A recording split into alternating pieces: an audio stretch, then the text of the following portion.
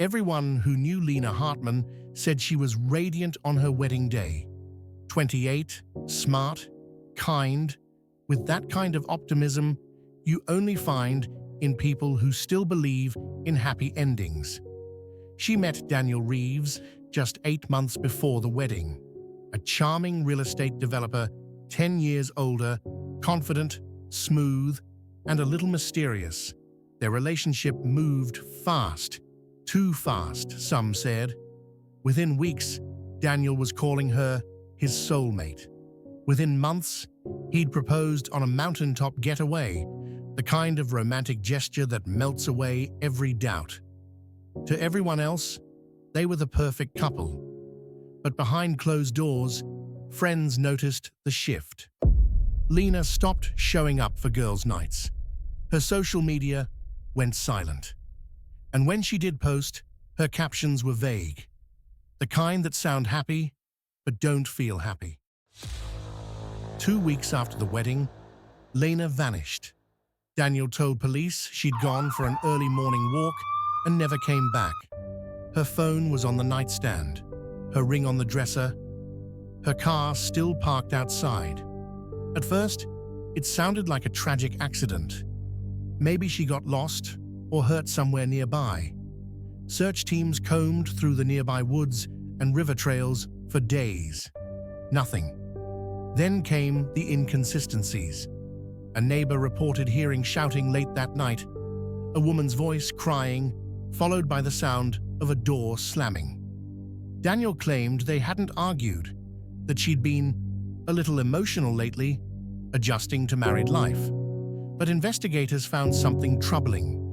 Security footage from a gas station, less than a mile from their home, showed Daniel's truck driving away around 3:17 a.m.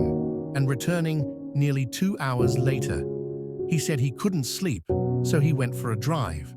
But when detectives checked his GPS data, the route didn't match what he described.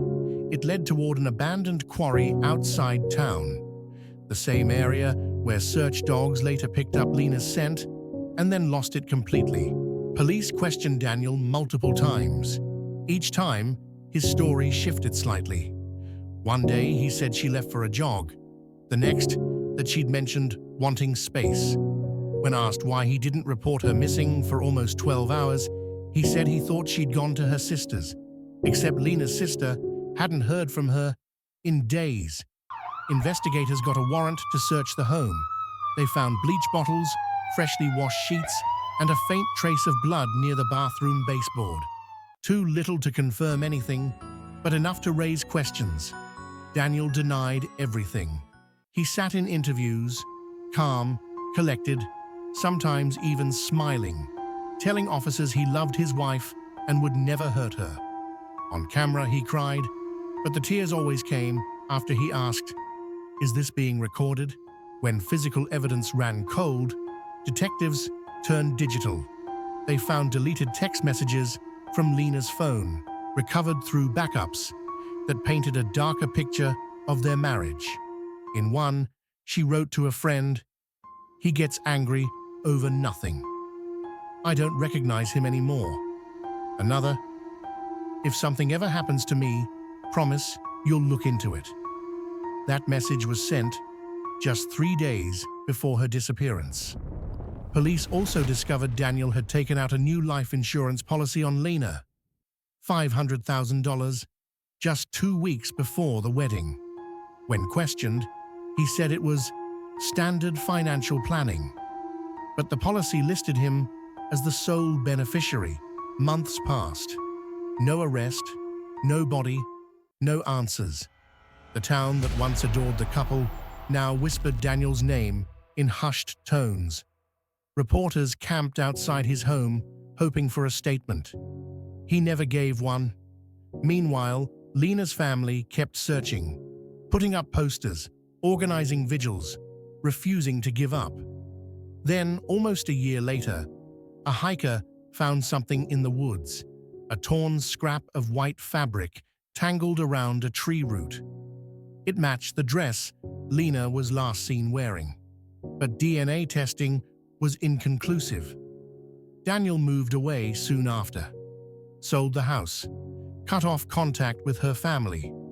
Some say he lives quietly under a new name in another state. Others believe he still visits the quarry late at night. Years later, a cold case team reopened the file.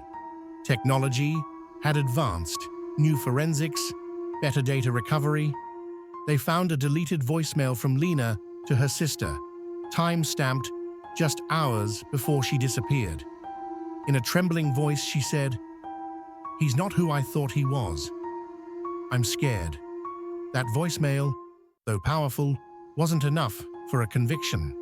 No remains, no witness, no definitive proof. The case remains open, officially unsolved. Sometimes, the most haunting part of a mystery isn't what we know. It's what's left unsaid, the silence that lingers long after the cameras stop rolling. Was Lena's disappearance a tragic accident, or the perfect cover for murder? In the end, love can be the most dangerous illusion of all. This is Unboxed Dark Truth, where devotion meets deception.